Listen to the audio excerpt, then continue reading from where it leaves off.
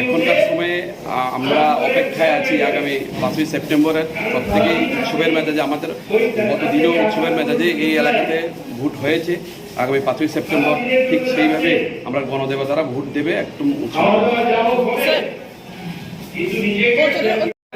কারণ আমাদের কর্মীদের উপর আমরা আত্মবিশ্বাস আছে, পাশাপাশি আমাদের এলাকার যারা মাইনরিটি ভাই, যারা যুবক ভাই রয়েছে, তাছাড়া উপজাতি এলাকাতে, জনজাতি এলাকাতে যারা আমাদের যুবক ভাই গত বিধানসভা নির্বাচনে তারা মথার সঙ্গে একটা যে উপজাতিদের মধ্যে যে একটা সুশুরি হয়েছিল, সেই সুশুরিটা এখন সরে এসে আমাদের পাশে আসছে। তারা চাইছে যে উন্নয়নের পক্ষে, এবং গত পরশু দিন মনে হয় আমাদের অনিমেন্দ্র কুমার মহোদয় উনিও বলেছেন যে আমরা উন্নয়নের পক্ষে আছি, আপনারা উন্নয়নের পক্ষে ভোট দেবেন। সুতরাং উন্নয়নটা ভারতীয় জনতা পার্টির দ্বারা সম্ভব এবং আমাদের প্রধানমন্ত্রী নরেন্দ্র মোদী দ্বারাই সম্ভব। তাই আমরা আশাবাদী আগামী দিনে একটা ঐতিহাসিক রেজাল্ট আমাদের এই মণ্ডলে হবে, এটা আমরা 100% ক্যান্ডিডেট হিসেবে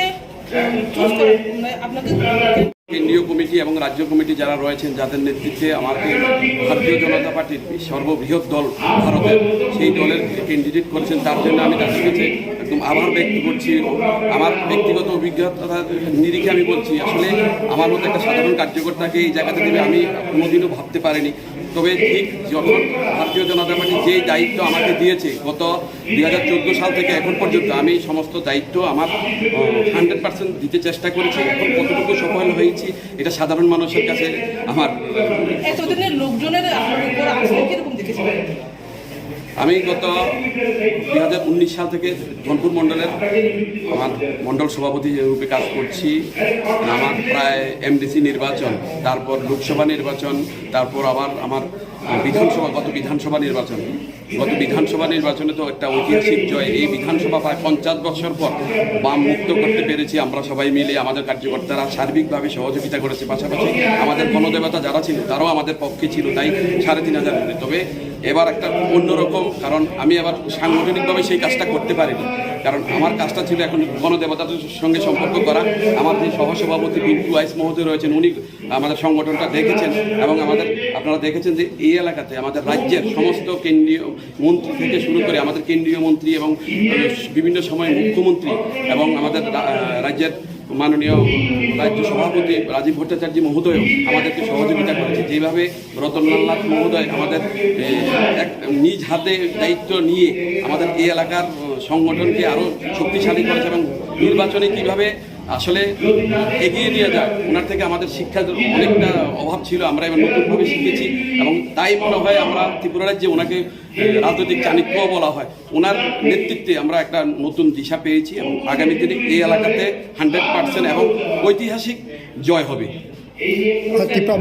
টিপ্রামথার যে বিবৃতি দিয়েছিল যে জনগণ তার অধিকার প্রয়োগ করবে, তখন এই মধ্যে উপর আছে জনজাতিদের মধ্যে, তাতে আপনার কি মনে হয় যে এই ভোটগুলো কি জয়ের পক্ষে এবং উন্নয়নের পক্ষে ভোট দেবে?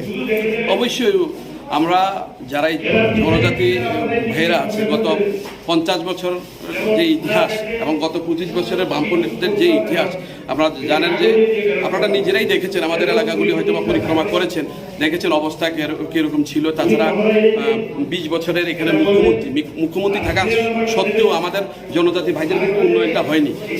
এখনকার সময়ে ভারতীয় জনতা পার্টি সরকার গত 5 বছর, তার মধ্যে 3 বছরের করোনাকালীন সময়, ওই সময় আমরা সঠিকভাবে কাজ করতে পারিনি, মাত্র 2 বছর কাজ করেছি। ওই 2 বছরের মধ্যে যেটুকু সম্ভব হয়েছে, আমাদের এই সীমাবদ্ধ আমাদের যে দায়িত্বর মধ্যে, তখনকার সময় আমরা চেষ্টা করেছি উন্নয়ন করতে।